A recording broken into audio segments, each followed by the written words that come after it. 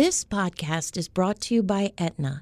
Learn how Aetna is working to build a healthier world by visiting aetnastory.com. Hey, it's Trisha, and I want to remind you it's back to school time, and we invite you all to join us on the campus of Georgetown University for our annual wellness conference. We have an amazing lineup of luminaries that will put a new spin on happiness and health in your life. You can get all the information you need at achievingoptimalhealthconference.com.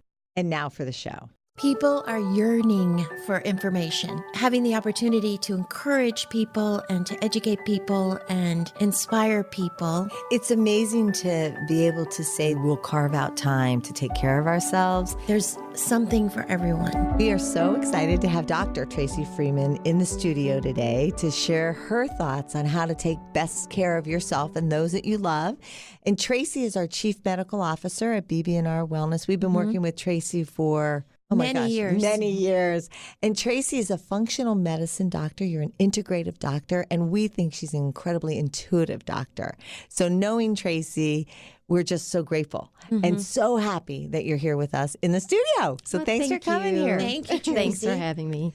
We just want to talk to you about health, and we want to hear what you have to say or what you see most with people and what advice you could give us all to live healthier lives. Mostly, I think I want to talk about fatigue today, and I think that's because I see that a lot in the office. I think so many people come in complaining that they're just not living their optimal lives because they lack the energy to do what they need to do. In part, I think that's being overscheduled, being people who have to take care of children, work, and try and slip in sleep somewhere in the middle of all that, and that actually doesn't work out all the time. So that's part of it, but it's actually like an onion you peel away. So there's so many layers to it. Some of it's fundamental, like getting sleep and eating right, things like that. And other parts of it are healing your gut, not having infections on board, like mono has come up a lot. I see it more in adults, whereas, stereotypically you think of it as a teenager kissing disease, and it's actually not, or not limited to just that. Or perhaps we're getting it from our teenagers. I don't know, but I'm seeing a lot of it in the practice. And that, of course, the number one symptom is fatigue. So it's kind of like digging deep into how did this particular patient land at being fatigued. What do we do about fatigue? What are some tips? So I think if you can work on your stress, which is actually harder than treating an infection or harder than working on your diet and things like that, because you can actually become stressed about your diet or actually become stressed about being your best self to the point where it is actually depleting you. So part of that is finding balance. I totally get that. I know for myself, when I will find that something's happening or a test result came back and it's, oh my gosh, a blood test and it wasn't what I wanted. You're right. It's so stressful because even though it's fine, really, the stress around that, making sure that I take all my vitamins at the right time, that gets stressful. I think that we all have stories in our heads. And that we end up kind of telling ourselves when you get a blood test that if you go on the internet, looks like the worst thing that could ever happen. And then if you realize, I have patients, I promise you're going to be okay, because they've read the internet and it's these horror stories. And the reality is it's likely not that uncommon or likely a simple fix. And everything you see on the internet is not gospel. First of all, look at yourself individually, not just looking on the internet for the worst case scenario, which is so easy to do, and just look at how can I be at peace during that moment. And I will say I'm not the expert at that. I struggle with that on a daily basis, but I see the value of being at peace and saying, this is my baby step I'm going to do today. This is the one step in the right direction that I'm going to do today. And if I go the wrong way, it's okay. Tomorrow's a new day. The role of vitamin D3, can you talk about that and fatigue? That was one real stressful situation for me because when I got my vitamin D3 result back, it was so low. And then I'm like, oh no. And then we talked about it. And what do we do to get our vitamin D3 level up? And what is the role of vitamin D3? If you live in an area that doesn't get much sunshine, your vitamin D level is going to be low unless you take vitamin D. So it really is as simple as taking vitamin D. I myself this winter forgot to take vitamin D until my forearm gave me so much pain that I realized, oh my gosh, I'm having bone pain. My vitamin D level must be so low that I need to supplement. And sure enough, I gave myself a mega dose of D3. I only use D3 as opposed to D2, and the bone pain went away. So it was a clear indication that I was deficient. But I think people get confused with it, and it's a misnomer. Vitamin D is not a vitamin. It's a hormone. It integrates with the cholesterol in our skin, and from there travels around through the body and becomes calcitriol eventually. So I try and check both to see if your vitamin D level, where that is, and where it's going. And recognizing that in the wintertime, it's just going to be low on the East Coast. What does that mean if it becomes calcitriol? So that's just another name for another type of vitamin D. Yeah. I have a question about sun and vitamin D. How much is the right amount of sun to get for vitamin D, and when is it too much? That depends on complexion. So the fairer you are, really you only need 10 minutes a day on your face and arms. That would be at a high point for sun. So probably between 11 a.m. and 1 p.m. would be good. The browner you get, the longer it takes. So if you're very dark skinned, you're looking at 30 minutes of sun in a day to get your daily dose. Again, I would say in our culture here locally in Washington, we work too hard. And so the number of people who are actually getting out to get 10 to 30 minutes of sun is negligible. And we've all talked about this, that we're sort of modern day cavemen. We're inside most of the time. And then when we go outside, we slather ourselves with sunscreen. Right. And so therefore, we're not getting any vitamin D3. Right. Naturally. Exactly. I've seen it help people feel much better. I mean, surprisingly so.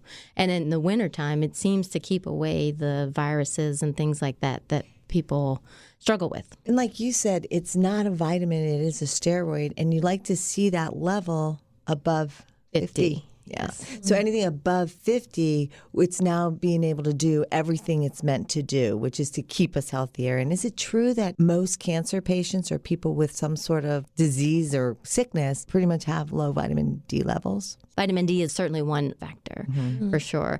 I do think, again, if you have a stressful patient, someone who's gung-ho, they can go overboard, too. Right. Hello, so that's what happened to me. Spot. Yeah.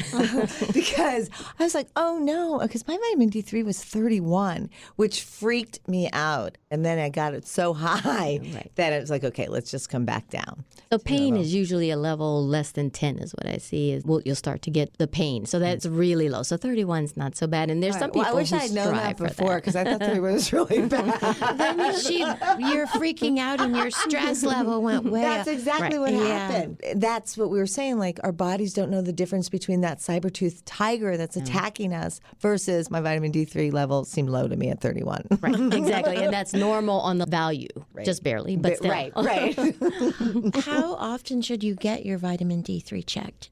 To be clear, I've never seen anyone who's taking it not have a good number. It seems to absorb across the board. Even if someone has what I know to be dysbiosis or their guts off, they still seem to manage to get a level. So I would say if you're striving for optimal level, once a month would be a good amount until you know your balance. And once you know the level it takes for you to land at a good number, it's not that hard to do. So that's vitamin D3.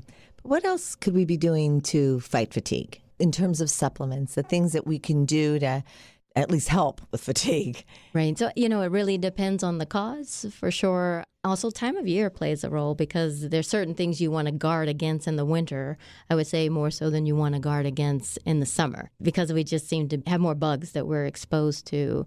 But supplement-wise, certainly vitamin C has got some decent data behind it in terms of prevention. And in the springtime, your allergies down. In the wintertime, your immune system up. By and large, most people do well on it, and it seems to be protective. For sure. And if you look at the work of Linus Pauling, he did a lot of vitamin C working against cancer and helping your immune system and things of that nature. So it certainly can be a little mini miracle. Let's talk about probiotics and gut health. What is the actual role of probiotics? I mean, what do they do?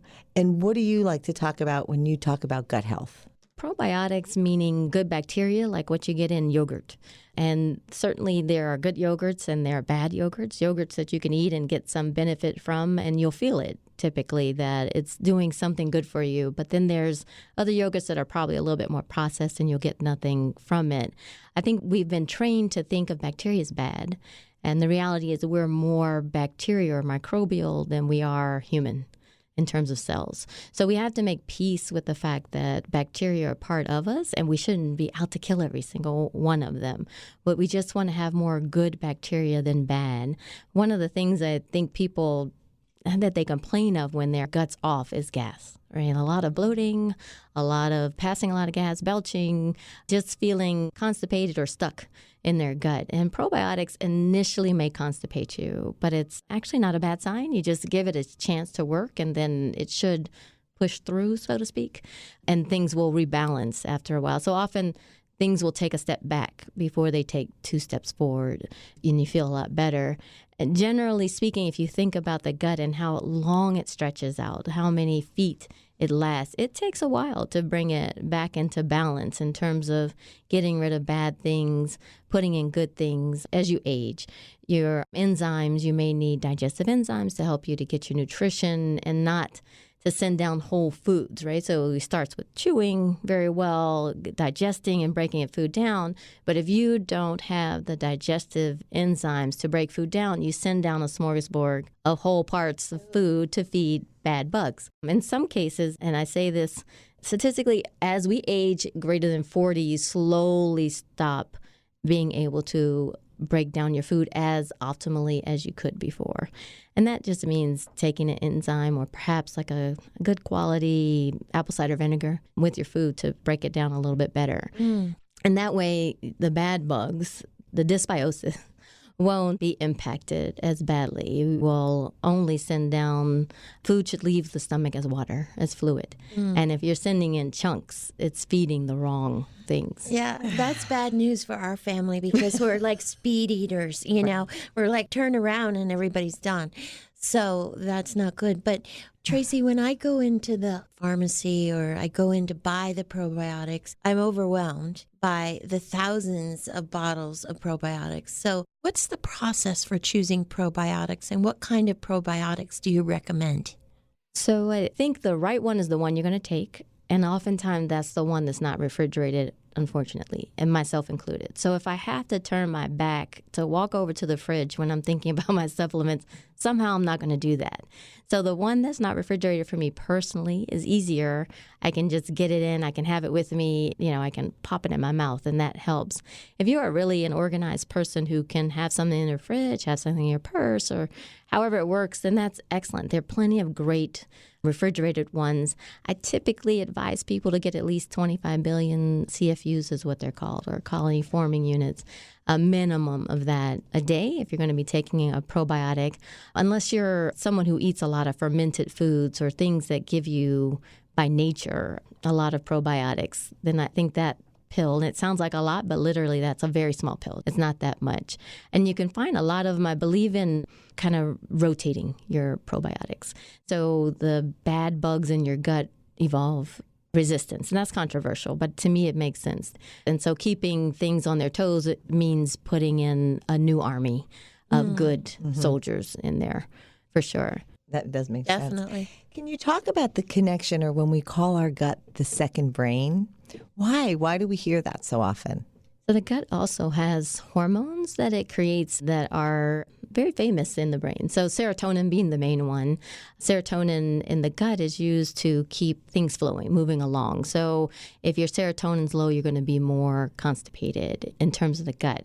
The hard part about it is we can test urinary hormones, these same hormones, and people extrapolate that therefore this represents what your brain has going on. But the reality is there's no way to tell where that's coming from, if it's coming from your gut. In fact, it's more likely to come from your gut and not necessarily represent your brain.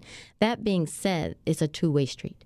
So the brain influences the gut and the gut influences the brain. Certainly in France, there's data to suggest that the bacteria, they're using more advanced testing than we have here to look at what bacteria people have in their bloodstream. They're using spectroscopy or something like spectrometry to see which bugs that people have. And as they kill them, the brain is kind of waking up a little bit more. So it does show that bugs floating around in the body have an impact on the way you daily think. It's been shown to affect your mood. It's been shown to affect your immunity. It's even been shown that people who have kidney stones, they're missing a particular probiotic that other people don't have. Certainly, we're learning. I think instead of looking in the far beyond in the universe, really we have to look within, and we're discovering more and more about what these little small microbes mean to our health. And when you were talking about digestive enzymes, oftentimes people take way too many, not too many, but they've got vitamins and sometimes they don't dissolve and get absorbed, right? So you can poop out a fortune. Right. Literally. Right. Literally. So what do you do? Yeah. There is a guide that studied which vitamins are more likely to be absorbed and which ones are you're pooping out whole. Like there are people who have honestly studied poop looking for vitamin tablets to see, well, which one came back out, right? Because if it comes back out, that was a waste of time, right? A waste of money in general. So there is a guide that reflects like the rankings of which ones broke down the most. Unfortunately, the cheaper ones didn't break down, right? So it is get a higher quality. You get what you pay for. Right. And also, would a digestive enzyme help with that? There's a chance that actually would make sense. I don't think it's been studied. These things don't make that much money to get the dollars for research is the reality. So. But it feels like if you are getting some sort of other digestion aid in there, it might help with the breakdown. Yeah. Thought. I have a question which I think is possibly related, but it has to do with the gut and the brain, I think, and digestion. So people I know very well, when they travel, all of a sudden they become constipated. Like they put their foot on the plane. And this is an issue. And I'm wondering, is that all in the mind or what's going on there?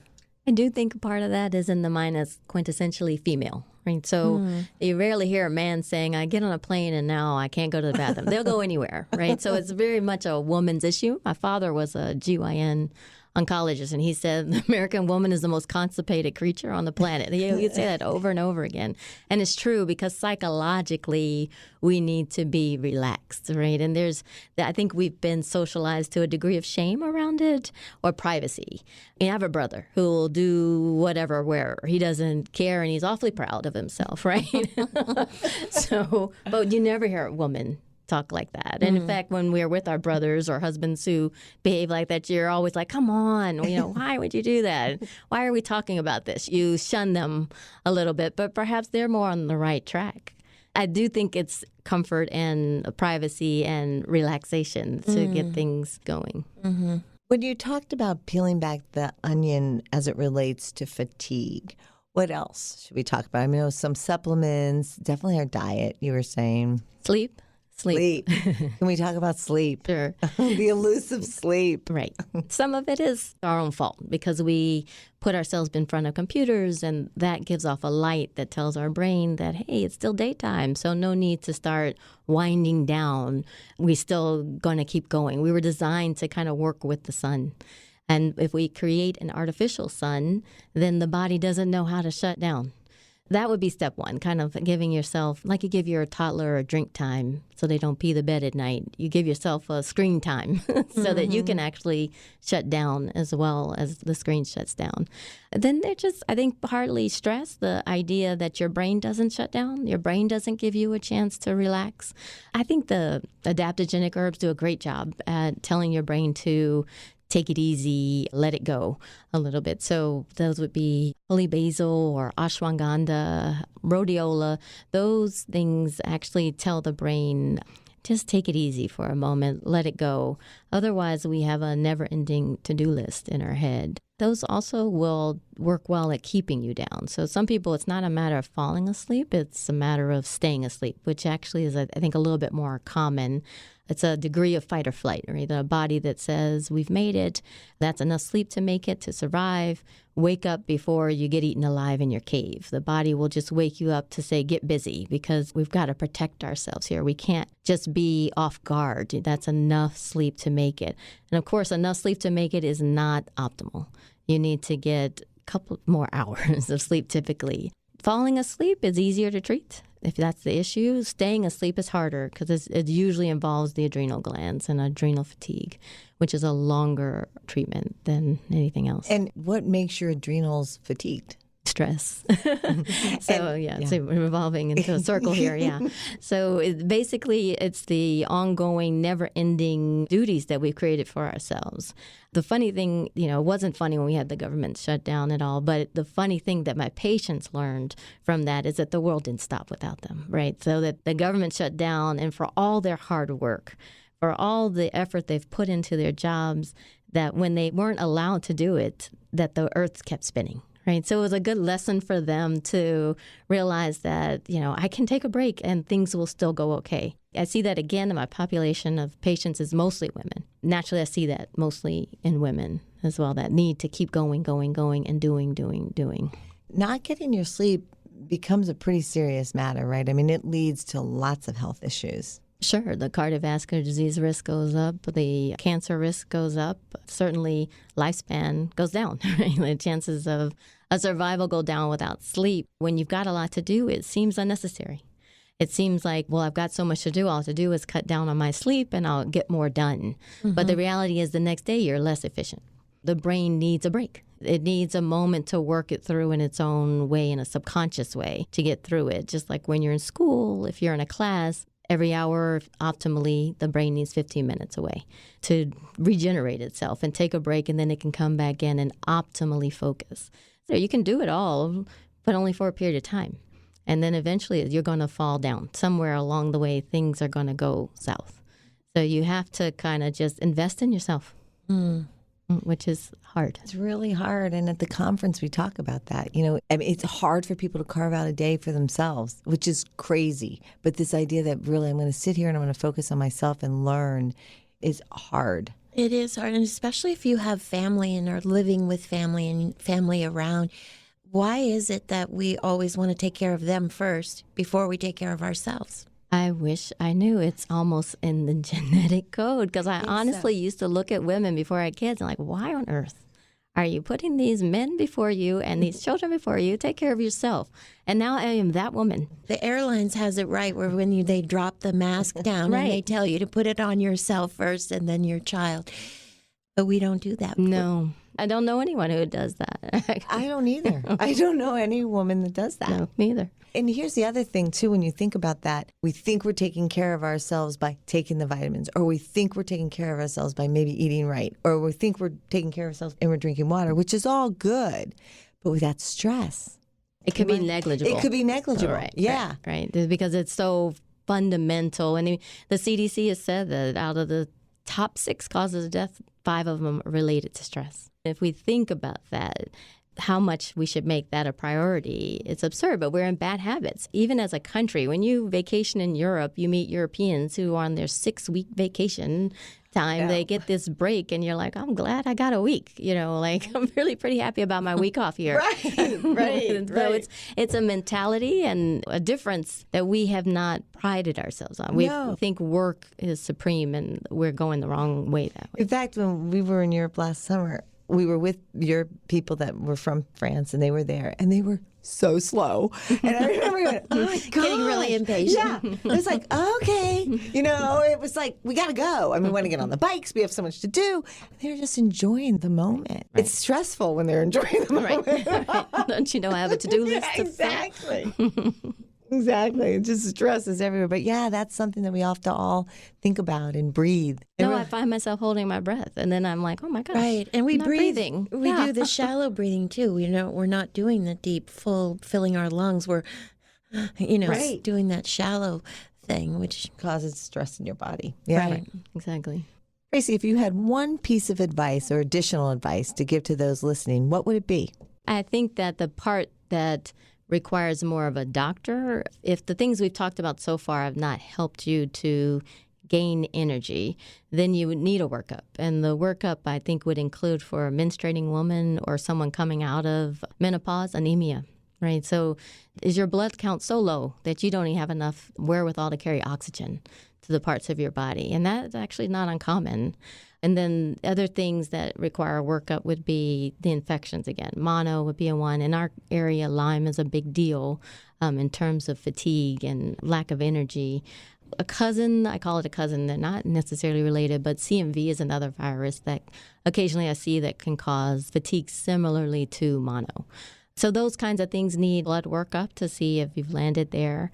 Other than that, I think that it sounds simple, but it's the most complicated thing is unplugging from stress. Our next podcast, we should maybe spend the entire time with Tracy talking about that. What are modalities or what can we do to reduce our stress? And breath is one of them. And that 478 from Dr. Weil is one that I know we use with a lot of people, where you breathe in for 4 breaths, hold it for 7, and then blow out for 8. And then you just do it routinely. It's almost like pranayama breathing. So you're holding one nostril and you're breathing in. But that's actually a quick way to bring your stress down. Because is it true that you can't be stressed when you're deep breathing? It sounds right. It sounds right, too. I'm going to try it. It at least sounds like a step in the right direction. Exactly. It sounds like a step in the right direction. Right. Many people can't even meditate, right? Like a lot of people can't even turn it off for even a minute. I'm like, download an app that'll give you like a 1-minute meditation, and it's not possible.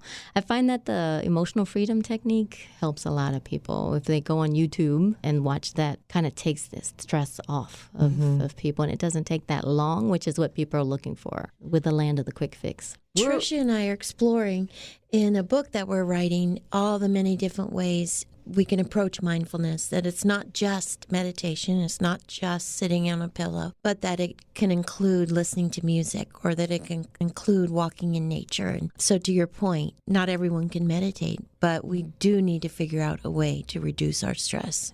It's critical. When you think about people learning to meditate in certain personalities, it is true. They get so stressful. You know, it happened to me. Right. And it's a practice. Right. Because your body immediately starts itching. Yeah. Immediately you've got someplace you need to be. Like all of a sudden the to-do list pops and the forefront. Right. People that consider themselves regular meditators, they also have that experience. Yes, definitely. Yeah. And the idea that we talk about a lot is that stress really doesn't exist. There is no stress. Like there is none, because if there was, it would be the same for all of us. So it's really the way that we react to situations. And Jon Kabat-Zinn, who's one of our great teachers, has taught us that. It's really the reaction to the situation, and that is in your control.